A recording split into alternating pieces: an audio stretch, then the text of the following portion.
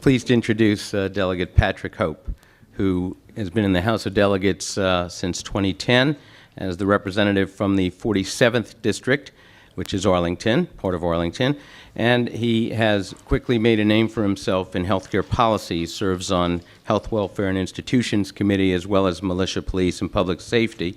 And in addition, he serves on the Virginia Health Reform Initiative Advisory Council. Takes several breaths to say. Then that advises the governor on healthcare reform. And also, Delegate Hope, you inspired many in the JCRC, and you've heard Debbie speak about it, on the tragic history in Virginia of eugenics and forced sterilization. But we thank you for bringing that issue to the forefront. Thank you very much, and thank you for the opportunity to be here. I am delighted to be here, and I'm so happy to see this being part of your agenda, the sterilization eugenics issue. This is something that started in North Carolina last year, where they got a bill through their House, and it failed in the Senate. And their bill would have given reparations, $50,000 to each surviving victim of sterilization. And as I looked into the issue, I didn't realize that all originated in Virginia. And most people think that associates eugenics and sterilization with Nazi Germany. Not so. It started right here in the Commonwealth of Virginia. It was our bill that Adolf Hitler modeled after his program in Nazi Germany. And from that, a number of states also used that same model law that started right here. And this is the 85th anniversary of the Buck versus Bell Supreme Court decision. And Carrie Buck, who was in Lynchburg, she was sterilized. She was sent there because she was living with a family, and she was raped by a family member, and as a result got pregnant. And to cover it up, the family sent her to the institution. And the thinking was that she was someone that was kind of loose and shouldn't reproduce, and that we were going to end this type of population, and she was considered to be undesirable. And that was the model that we did. We sterilized 7,500 Virginians during that home. I got to meet a gentleman named Lewis Reynolds, who was sterilized at 11 years old. A brick fell on his head, and as a result, he was having seizures. And that was his brain and his body's way of coping with that kind of blow to his head. He was sent to the institution in Lynchburg and was sterilized. He was released, went on to serve two wars, serve his country. He's been married, but he can't have children. And he didn't know why he couldn't have children until his older brother told him that he was sterilized. Had no idea, and shouldn't have been. And Carrie Buck shouldn't have been, and a lot of people shouldn't have been. And so what this effort is to try to wrong a right. In 2002, Governor Warner did the right thing and issued an apology. But I think that we've got to go beyond just a simple statement of regret. It's time to turn that next chapter, and it's time to heal. And Virginia was ground zero where all of this occurred. And I think that's something that needs to be reflected, not just through this process, but through our history books.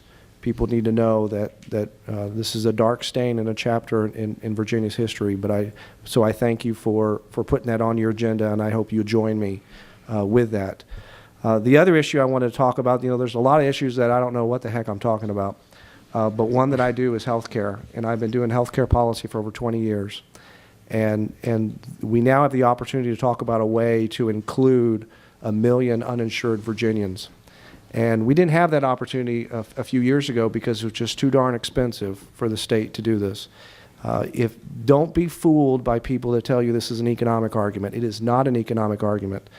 Virginia will come out ahead. See, I think the idea that people think that if you don't insure people, that they just won't get sick. Well, the fact of the matter is they do get sick, and they cost all of us. This hidden tax, every single person here that has a private provider, and I'll wrap up in a second, is $1,000 in your premium. That's a hidden tax in there because you're paying for the uninsured.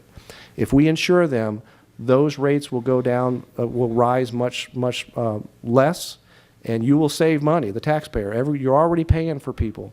And so you've got federal government that's going to put 90% on the table. This is like going to your favorite department store and seeing 90% off. But it's a big job creator. We're going to have nearly $30 billion that's going to be into our healthcare system. We're going to hire 30 or 40,000 new people because of this. all that money will come back to our Treasury. It's crazy to walk away from this money. So if you think it's an economic argument, it's not. It's a philosophical one. And a lot of people, and our Attorney General, who looks like he's our governor's Republican nominee for governor, has stated so that he sees Medicaid expansion as welfare and as expansion of government, and that's why he's opposed to it. So that's a philosophical argument. It's not an economic one. And so you need to keep that in mind. It's the right thing to do, but it's the right thing for Virginia in our interests. So thank you all for giving me the opportunity to be here. It's a very pleasure. These assignments allow her to remain a leading voice on issues such as environmental strategies, affordable housing, education, and the goods and welfare of children. So if you'd like to share a little bit what you look to do in this session and what you're concerned about, that'd be great. Thank you.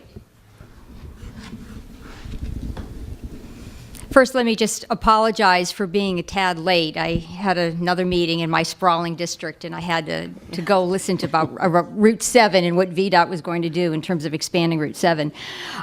So I'm here, and I'm delighted to be here. And I'm happy to share just a few thoughts about what I want to focus on and what I think will happen in the upcoming General Assembly session.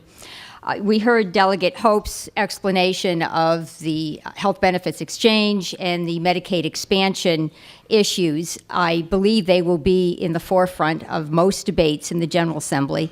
The governor has decided not to permit Virginia to actually shape its own health benefits exchange program.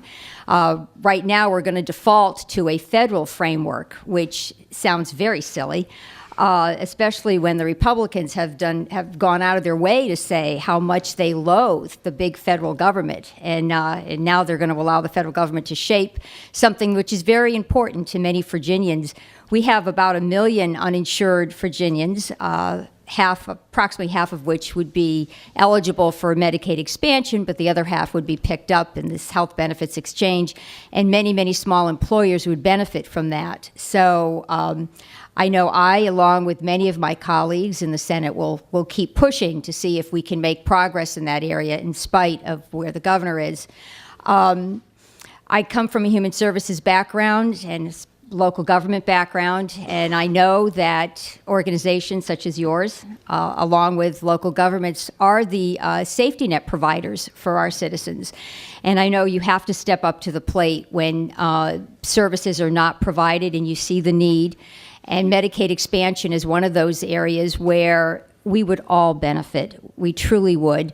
And in fact, Virginia, as you know, has one of the lowest or most skeletal plan for Medicaid of any state in the union. There's one state below us.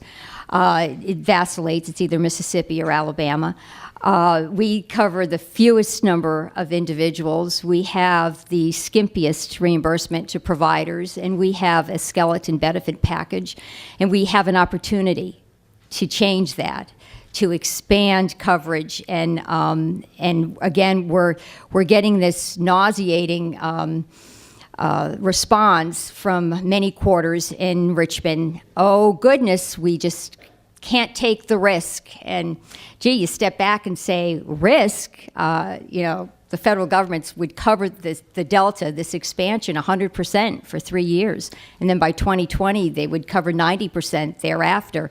I don't know what risk they're talking about, but the hospitals and other providers are saying, look, we've already agreed to take a lower reimbursement rate for our disproportionate share population. We did this with the expectation that the state would expand Medicaid. So our hospitals, in effect, will be taking a double hit if we don't go to Medicaid, if we don't do the Medicaid expansion. Okay, I'll move right along to my legislative agenda. As I did last year, I'm going to continue to help community college students. I'm focusing on foster children, and helping them re-enter the system for independent living services, especially if they've had an experience with the juvenile justice system. I probably will be doing some environmental bills this year. We're still working those out. There are a lot of interest groups you have to bring together to ensure that you're aware of every issue that's going to come up before the General Assembly actually sees the bill. So I'm going to stay true to my values, and I do want to say I really appreciate the opportunity to work with all of you. I know you were down in Richmond. Some of your representatives were down in Richmond this past year. I think you were spot on with the issues, and you were great on women's health, women's reproductive health. We're worried this year that additional bills will come forward, which would be quite draconian, as they were last session. But we'll be ready. We'll be ready. And this time, I think the medical community will be much more aware and much more prepared to fight back. So that's something you should be aware of. Lastly, I'll just say transportation seems to be getting a lot of attention. Unfortunately, I don't predict we're really going to pass anything, but Governor McDonald has an opportunity. This is his last year. He could really leave a legacy. And if, in fact, we got a separate and dedicated source of revenue for transportation, it would make it so much easier for us to truly fund, K through 12 education and higher ed and human services and all those other things that are so important.